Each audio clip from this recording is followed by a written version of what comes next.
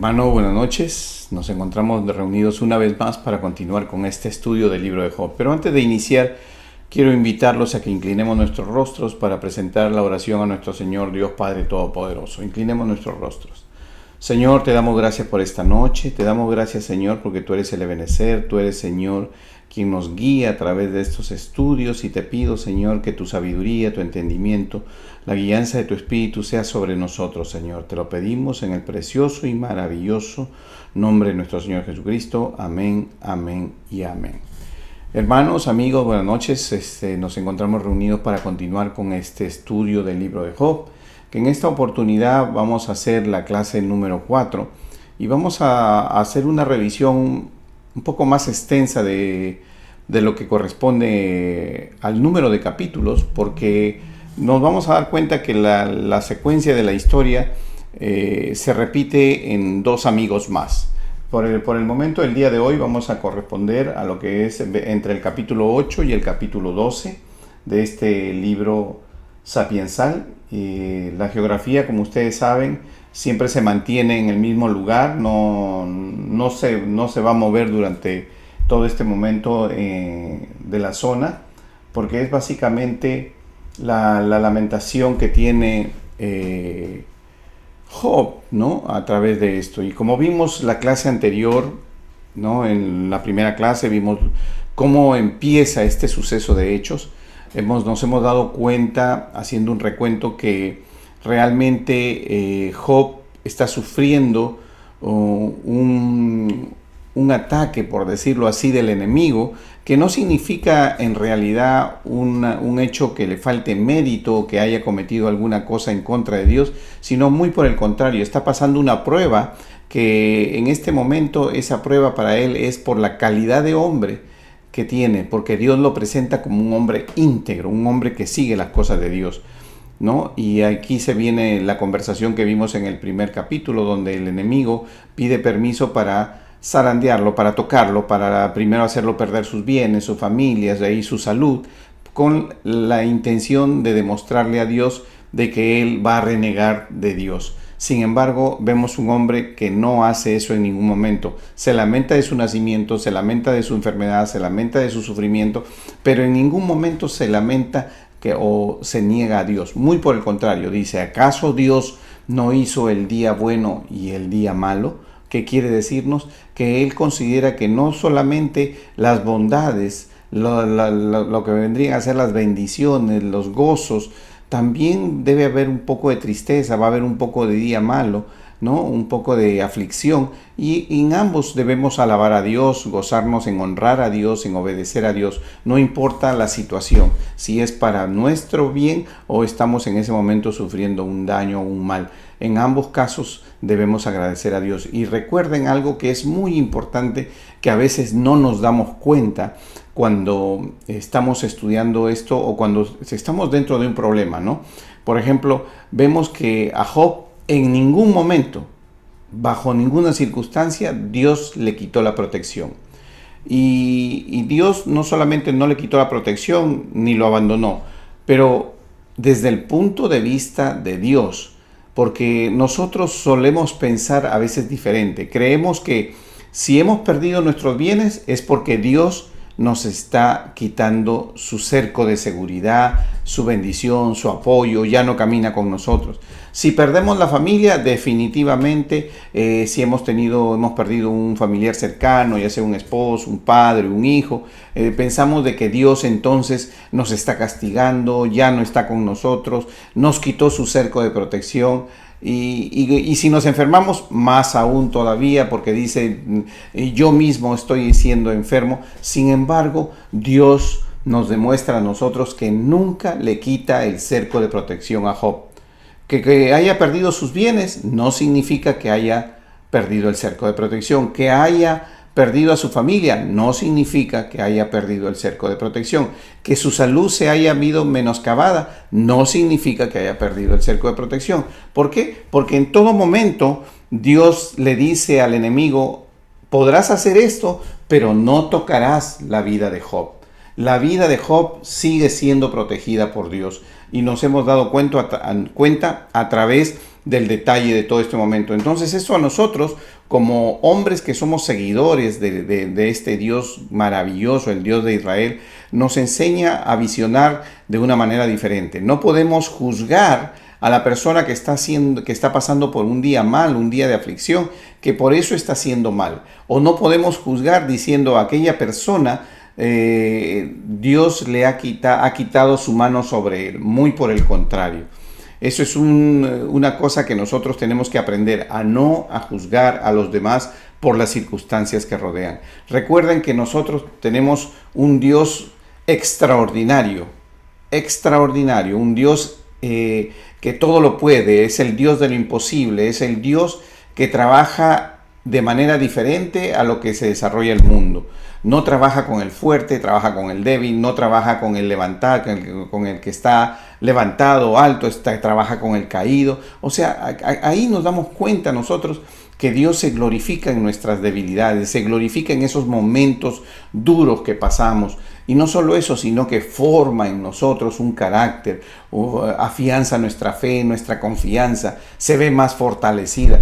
Por eso es que esta historia de Job es tan importante para la vida y el desarrollo de una persona que vive en los caminos de Dios. Hoy, en esta oportunidad que vamos a revisar los capítulos del 8 al 12, quiero que veamos primero rápidamente, porque como la historia básicamente no va a variar, entonces vamos a ver que hemos visto hasta la clase pasada que uno de los amigos de Job, Elifaz, ya vino y empezó a hablar con Job. Y nos damos cuenta que cuando está hablando con Job, si bien es cierto, hace cita de las cosas que Dios dice en su palabra, pero la hace de manera como diciéndole a Job, Job, tú no estás haciendo las cosas bien. Job, tú no estás siguiendo a Dios. Job, tú no estás cumpliendo porque Dios pide esto, Dios pide lo otro. Entonces, lo que vemos aquí más bien es que la gente no entiende a Dios. La gente, porque se supone que Elifaz viene de un lugar donde es un pueblo que se le conoce por su sabiduría de su población. Se supone que es un hombre hábil, sabio. Sin embargo, la apreciación inmediata del hombre es: te va mal, has hecho mal. Te va bien, has hecho bien. ¿Qué significa eso? Karma. Y Dios no es karma. Dios no es karma, y eso hay que establecerlo bien claro, porque aquí es la demostración de la diferencia de lo que el mundo piensa y lo que Dios hace. Y nosotros, como seguidores y que hemos sido hechos hijos de Dios y creemos en Él y creemos en el método que usa Él para guiarnos a nosotros. Entonces es diferente a lo que el mundo piensa que es el karma. Aquí no significa que porque hay un día malo, significa que esté haciendo mal. Muy por el contrario. Vemos que Job ha sido levantado, ha sido puesto como ejemplo. Es el hombre que Dios dice, mira, aquel hombre, ese es el hombre que yo siempre busco, ese es el hombre que yo quiero, el hombre íntegro. O sea, ha sido levantado en su nivel y sin embargo, para nuestros ojos humanos, que no comprendemos porque los caminos de Dios son más altos que los de nosotros, vemos que Job está sufriendo. Entonces, en lo que corresponde al capítulo 8, que vamos a nombrarlo nada más, tenemos a Bildad, que es el segundo amigo, y el segundo amigo también hace lo mismo. También bajo el mismo precepto que lo hizo Elifaz, Bildad también comienza a cuestionar a Job. ¿Con principios y con argumentos propios de Dios? Sí, argumentos propios de Dios. Pero ¿qué hace? Comienza a cuestionarlo como diciendo, tú no haces eso. Lo mismo después vemos a Job, que ya lo hemos visto que está lamentando el día que nació, ha reclamado de Señor, yo no debí nacer, si nací para esto, si nací para lo otro, que el sufrimiento que tiene mi cuerpo, pero en ningún momento reclama a Dios por lo que está sufriendo, sino dice, ¿qué soy yo para que me mires a mí? ¿Qué soy yo para que estar sufriendo así? Mejor te hubieras olvidado de mí, cosas así. Vemos que Job está haciendo. Lo mismo sucede aquí? Vemos cómo nuevamente Job se sigue lamentando de su condición. ¿Debido a qué? Debido a que los amigos están haciendo lo mismo. Y tenemos en el capítulo 11 también a Zofar, el tercer amigo, que también acusa a Job y lo acusa y lo lleva exactamente por el mismo camino que los dos primeros. O sea, tenemos tres amigos que en lugar de ser amigos parecen enemigos. En lugar de venir a ayudar, lo que vienen es a derribar el ánimo. Y lo explicamos la vez pasada. ¿Por qué? Porque recuerden que detrás de todo este suceso, ¿quién está? Está Satanás.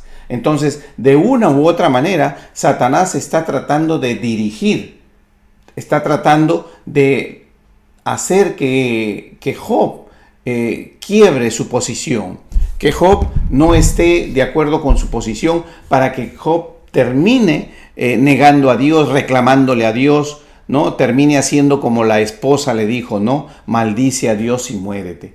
Entonces, nos damos cuenta que estos amigos al final están hablando y dirigidos por el enemigo. ¿Por qué? Porque la idea es derribar a Job. Y recuerden cómo trabaja el enemigo. Primero, el enemigo trabajó sobre lo material, sobre todo lo que lo rodea a él. Una vez que ha derribado su muralla material, su protección material de sus bienes, sus hijos, una vez que lo ha menoscabado materialmente, comienza a menoscabarlo en la mente. Hemos dicho bien claro que el enemigo ataca la mente y que Dios nos ha dado el escudo de la fe para detener esos ataques del enemigo. Y vemos cómo aquí estos tres amigos, ¿no? Que ya hemos resumido la historia para no estar redundando en lo mismo, vemos cómo guiados por el enemigo, que es el que está tratando de empujar a Job a que maldiga a Dios, que reniegue de Dios, entonces vemos cómo están tratando él de derribar la mente. Está tratando con uno, con dos, con tres amigos, tratando de derribar la mente de Job. Ya derribó el cerco material, ahora quiere derribar lo que es su cerco, su mente. Y recuerden que Dios siempre a nosotros nos pide que tengamos una mente renovada para con el Espíritu Santo.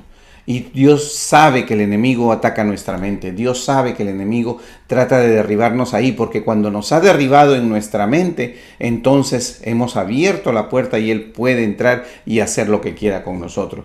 Para eso se nos proveyó un escudo de la fe, que debemos creer en Dios.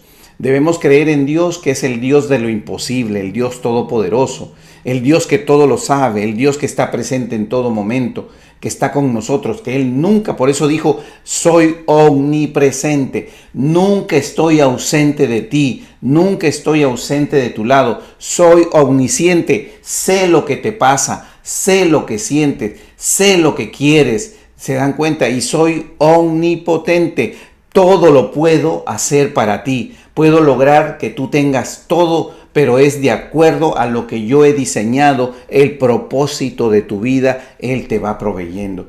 Ese es el Dios en el que creemos, el Dios de Israel, el Dios todopoderoso. Y por eso los invito yo a ustedes a que presten atención a esta clase de Job, porque es una clase muy interesante desde ese punto de vista. Nos enseña a nosotros a afirmarnos en la fe. Nos enseña a nosotros a creer en Él, a creer en el método que usa Él. Porque muchos dicen, creo en Dios, pero cuando están bajo el dominio, bajo el manejo del Espíritu Santo de Dios, la manera en que Dios los conduce, en eso no creen, no están de acuerdo cómo los lleva el Espíritu Santo, no están de acuerdo lo que el Espíritu Santo hace en sus vidas. ¿Por qué? Porque ellos están queriendo que Dios, en el Dios que ellos creen, quieren que el Dios que ellos creen haga lo que ellos quieren. Y nosotros no podemos pretender que Dios haga lo que nosotros queremos. Ponemos nuestras peticiones a los pies de Él. Ponemos nuestros deseos a los pies de Él. Alcanzamos la meta que nosotros tenemos idealizada como el propósito de la vida que Él ha puesto en nosotros a los pies de Él. Pero Él, que conoce el verdadero camino, que conoce el verdadero propósito y que sabe lo beneficioso que es para nosotros, Él nos va a ir guiando y nos va a ir proveyendo. Por eso he nombrado estos capítulos ¿Para qué? Para no redundar en lo mismo y hacer esta explicación. Ahora vamos a entrar a lo que es el capítulo 9 y vamos a examinar un poco, porque acá vemos que dice el capítulo 9, incapacidad de Job para responder a Dios. Respondió Job y dijo, ciertamente yo sé que es así. ¿Y cómo se justificará el hombre con Dios? O sea, vemos aquí a un Job realmente aceptando las cosas que vienen de Dios, tal cual como vienen. Si quisiere contender con él, ¿no le podrá responder a una cosa entre mil? Él es sabio de corazón y poderoso en fuerzas. ¿Quién se endureció contra él y le fue bien? Observen ustedes cómo Job, que está sufriendo este ataque, que ya perdió lo material, que la mente de él ha sido atacada 1, 2, 3 veces.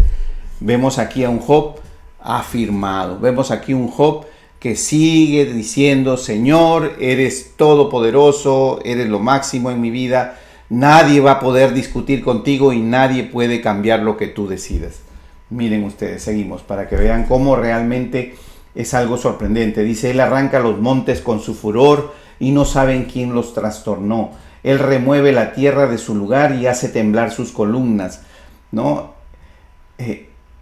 Él manda al sol y no sale y sella las estrellas. Él solo extendió los cielos y anda sobre las olas del mar. Él hizo la osa el Orión y las Pléyades y los lugares secretos del sur. Él hace cosas grandes e incomprensibles y maravillosas sin número. O sea, es un Dios de lo imposible, como lo acabamos de decir. Todo lo puede y todo lo puede hacer. No solamente todo lo puede y sin límite. O sea, no tiene límite. El Dios en el que creemos, hermanos, no lo podemos meter en una caja y decir, esto de aquí a aquí es las cosas que Dios puede hacer para mí. No, es el Dios de todo y el Dios ilimitado. Puede hacerlo todo el tiempo. Lo hizo desde la creación del mundo hasta que se acabe este mundo conforme a la palabra de Dios está escrita. ¿Se dan cuenta? Vemos aquí y seguimos. Dice 11. He aquí que él pasará delante de mí y yo no lo veré. Pasará y no lo entenderé. He aquí arrebatará a quien le hará restituir. ¿Quién le dirá qué haces? Nadie lo puede cuestionar. Es Dios. Y él reconoce, nadie lo puede cuestionar. Aunque no lo veamos, él está trabajando. Y nadie, ninguno de nosotros podemos cuestionarlo porque él es Dios, nuestro Señor. Cuanto menos le responderé yo y hablaré, dice con él palabras escogidas.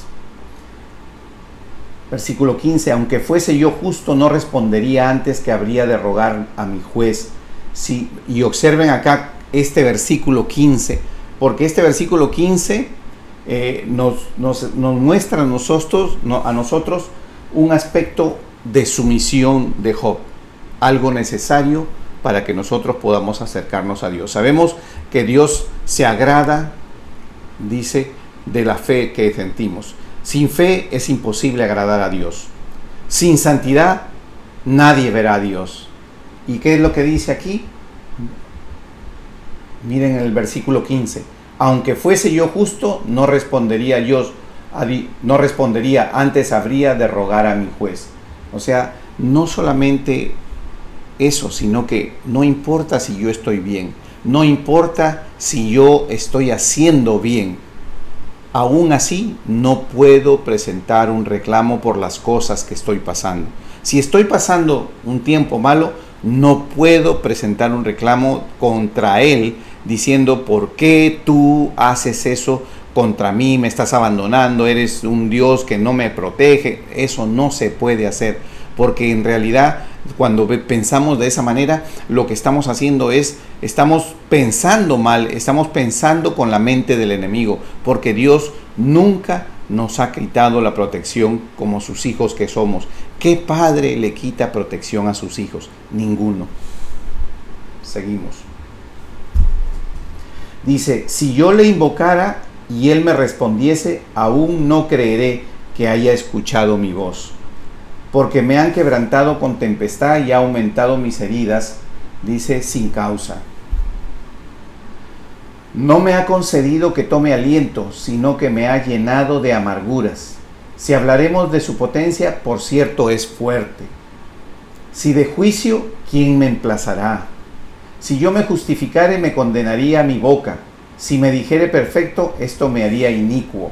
O sea, en otras palabras, yo no puedo tener una razón que diga, tú no deberías hacer esto, tú no deberías hacer lo otro, porque yo soy así. Eso sería justificarse, y eso sería una cosa totalmente inadecuada. ¿Cómo vamos a decirle a Dios, tú no deberías dejar que esto pase, tú no deberías? ¿Cómo podríamos cuestionar a Dios, al Dios que sabe lo todo, el Dios cuyo pensamiento es más alto que nosotros, el Dios que conoce lo que nosotros necesitamos, el Dios que está en todo momento al lado de nosotros, que está llevándonos por el camino correcto, por el camino de la verdad? ¿Cómo podríamos hacer eso? Solo a través de la influencia del enemigo. Por eso debemos proteger nuestra mente con el escudo de la fe y creer ciega, plena y certeramente en Dios. Creer en todo lo que nuestro Dios, el Dios de Israel, hace para nosotros. Seguimos. Y dice, versículo 7.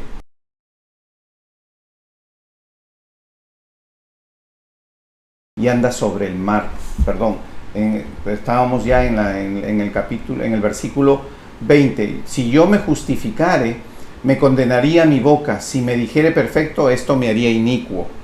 Si fuese íntegro, no haría caso de mí mismo, despreciaría mi vida. Dice, una cosa resta que yo diga, al perfecto y al impío, él los consume. Mi condición. Dios es soberano y Dios actúa, sea yo perfecto o sea yo imperfecto. Ya sea que me está llevando por una prueba para levantarme aún más, enseñarme aún más, o ya sea que está castigando o está dando una advertencia o está pasando también por una prueba al que es inicuo, al que falta, al que no cumple.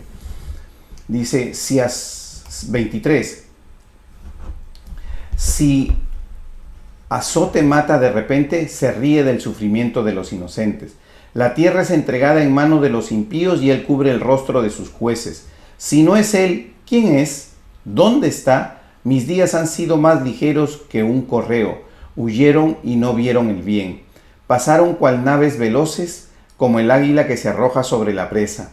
Si yo dijere, olvidaré mi queja, dejaré mi triste semblante y me esforzaré, me turban todos mis dolores, sé que no me tendrás por inocente. Yo soy impío, ¿para qué trabajaré en vano? Aunque me lave con aguas de nieve y limpie mis manos con la limpieza misma, aún me hundirás en el hoyo y mis propios vestidos me abominarán. Porque no es hombre como yo para que yo le responda y vengamos juntamente a juicio. Lo que nos está diciendo aquí Job en todo esto, siempre haciendo notar que Él es soberano, que Él es más alto que nosotros no somos nada, no significamos nada. Primero, no merecemos nada, y aún así Él se acercó. Y no solamente no merecemos nada, sino que ni siquiera nosotros nos acercamos a Él. Cuando usted lee la palabra, dice, el reino de los cielos se ha acercado. Él vino para nosotros, para salvarnos. Él se ha acercado y somos tan ciegos que aún viendo lo que se ha acercado, solo tenemos que abrir nuestro corazón y dejarlo entrar. Y eso no queremos hacer. Ni siquiera nos dijo, vengan ustedes a mí. No, el reino de los cielos se ha acercado. Solo abre tu corazón y déjame entrar. Eso es lo que Él quiere. No te está pidiendo más, pero a veces somos testarudos. No queremos entender, no queremos ver. Queremos hacer lo que nuestra carne empuja. Pero acá vemos un Job íntegro, un Job que pese a todo eso, haciendo las reflexiones en forma de poesía, como está escrito este libro, vemos un libro sapiensal, un libro que realmente nos hace ver lo grande y maravilloso que es el Dios en el que creemos. Seguimos. Y dice, versículo 33, no hay entre nosotros árbitro que ponga su mano sobre nosotros dos. Quite de sobre mí su vara y su terror no me espante. Entonces hablaré y no le temeré, porque en este estado no estoy en mí.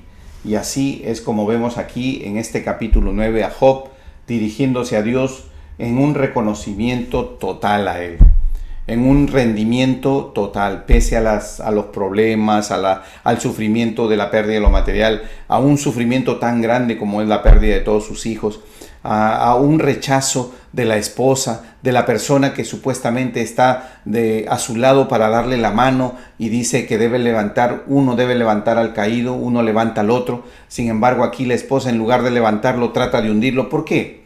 Porque el enemigo está tratando de menoscabar su mente. Recuerde, cuando usted tiene un problema en su trabajo, un problema en cualquier lugar familiar, ha perdido algo, ha tenido un accidente, ha tenido cualquier eventualidad, ese es el primer circo, el primer cerco que el enemigo a veces toca, el cerco material, y después de eso podría tocar la salud de la casa, pero posteriormente de que ha derribado, comienza a trabajar en su mente. Entonces, como ha pasado esto, ya no voy a ir a la iglesia, ya no voy a ir a ver a Dios, ya no voy a orar porque estoy afligido, no tengo tiempo, quiero pensar solamente en el problema. No, un momento, ese es el enemigo, lo material, lo personal y ahora mi mente. Nos está mostrando el esquema de trabajo del enemigo. Porque de una u otra manera, no solamente el libro trata de que Dios levantó a Job para mostrarlo como el hombre íntegro que es, sino que el enemigo en ese deseo de querer derribar a Job para que reniegue contra Dios, hace uso de todas sus armas y nos muestra a nosotros cómo trabaja él. Hermano, este libro nos está percibiendo y nos está diciendo, despierta, pon atención, mira, observa, este es el enemigo también. Aquí vemos a un hombre íntegro que se sostiene, que es el modelo de lo que debemos ser, aún en el día malo, pero también nos está diciendo, mira, este es el enemigo, así trabaja. Y a veces no queremos entender y pensamos de que si se terminó el cerco material, se dañó el cerco personal, entonces comienza la mente a deteriorarse, entonces comenzamos a renegar de Dios. No lo hagamos. No lo hagamos, hermano. Seguimos. ¿No? Entonces, este capítulo termina diciendo, entonces hablaré y no le temeré, porque en este estado no estoy en mí. O sea, como diciendo, no puedo yo tratar de cambiar las cosas y tomar una decisión porque esta aflicción me quedo donde estuve. ¿En dónde estuve? Al lado de Dios. Me quedo al lado de Dios. Y ahora vamos a ver el capítulo número 12. Recuerden que ya hemos hablado sobre los capítulos 8, 10 y 11. Entonces ahora vamos a ver el capítulo 12 y dice, Job proclama el poder y la sabiduría de Dios. O sea, ya vimos cómo Job, desde su posición de hombre, reconoce que Dios tiene el control de todas las cosas, que Dios es el único que puede hacer las cosas. Entonces ahora vemos acá, dice, versículo 1, respondió entonces Job diciendo, ciertamente vosotros sois el pueblo y con vosotros morirá la sabiduría.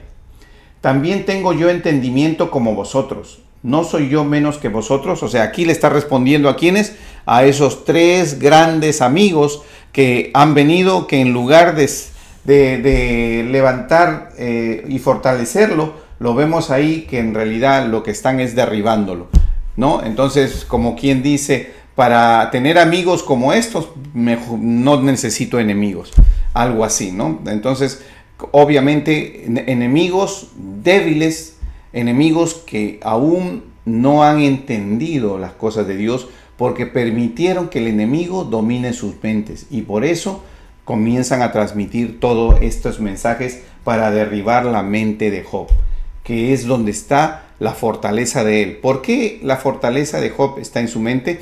Porque Job está cubierto con la fe. Y la fe la fe de Job la vimos que era tan grande que aún Job, cuando estudiamos el capítulo 1 y 2, vemos a Job presentando sacrificios por los pecados de sus hijos. Y más aún todavía se va. Dice, por los pecados que mis hijos hayan cometido en sus corazones. O sea, ni siquiera él estuvo diciendo, mis hijos son pecadores. Él estaba prácticamente con este tipo de sacrificio diciendo, no veo que mis hijos estén haciendo mal, pero aún pensando que podrían estar haciendo mal en sus corazones, yo pido perdón por ellos mediante el método que ellos usaban en ese entonces, que era el sacrificio para Dios. Y es así como vemos a una fe de Job fortalecida, que es lo que tenemos que hacer. Ese escudo de la fe tiene que estar cada día más fuerte para que nosotros podamos resistir fácilmente un día malo. Seguimos. Dice versículo 4, yo soy uno de quien su amigo se mofa, que invoca a Dios y él responde con todo, y el justo perfecto es escarnecido. Les está diciendo, yo soy esos que ustedes se burlan, pero no importa, yo sigo siendo fiel a Dios. Aquel cuyos pies van a resbalar es como una lámpara despreciada de aquel que están en sus anchas. Prosperan las tiendas de los ladrones, y los que provocan a Dios viven seguros, en cuyas manos Él ha puesto cuanto tienen. Y en efecto, la pregunta ahora a las bestias, y ellas te enseñarán. A las aves de los cielos, y ellas te mostrarán. Versículo 8, o habla a la tierra, y ella te enseñará. Los peces del mar te declararán también. ¿Qué cosa de todas estas no entiende que la mano de Jehová la hizo? En otras palabras, les está diciendo, miren alrededor de ustedes. Si vivimos en este mundo es porque Él lo creó. ¿O creen ustedes que los peces son peces y pueden respirar, por decirlo así, llevarlo a una interpretación un poco más amplia y decir, ¿acaso ustedes creen que cómo puede ser posible que un pez respire debajo del agua, cómo un hombre viva encima de la tierra, cómo una planta nazca y crezca? Porque todo fue creado por Dios perfecto. Perfecto para el lugar, la manera, la forma y el propósito que tiene para este mundo. Por eso vemos aquí realmente cómo Dios nos muestra a nosotros, cómo Job nos muestra que el Dios es un Dios creador, es un Dios todopoderoso. Por eso estamos viendo aquí que en el versículo 9 dice, ¿qué cosa de todas estas no entiende que la mano de Jehová hizo? Y en su mano está el alma de todo viviente y el hálito de todo el género humano. Ciertamente el oído distingue las palabras y el paladar gusta las viandas.